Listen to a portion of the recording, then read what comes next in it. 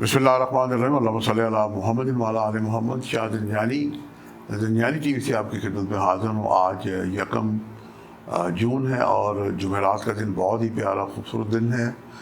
इस दिन की निस्बत सितारा मुश्तरी से है और परवरदिगार ने कुली तौर पे खैर व बरकत इस पर रखी है। कायनात में, दुनिया में जितनी भी खैर व बरकत है ये इसी सितारे से मंसूब है, जिसका ताल्लुक़ जुमेरात के दिन से है।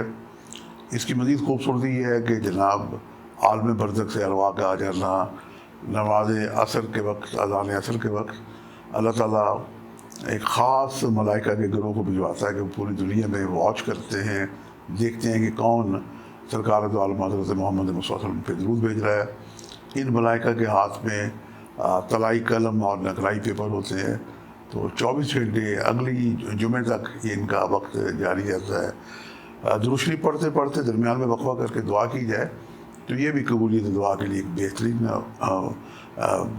मुजरब तरीन तरीका है जो मैंने बुजुर्गों से सुना। मज़ीद हम देखते हैं कि आज मैंने आपके लिए दुआ के कौन से वक्त निकाले हैं, आज के इसमें आदम के, आज का सदका क्या है।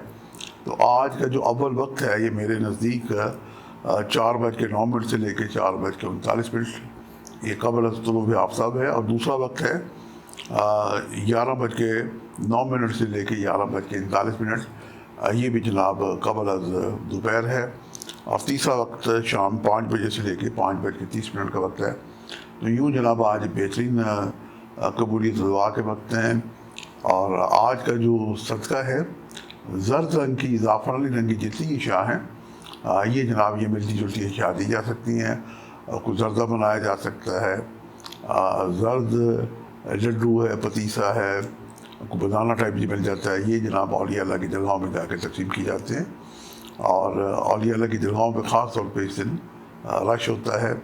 वहाँ जाकर भी साहिब मज़ार के वसीले से भी दुआ कर सकते हैं।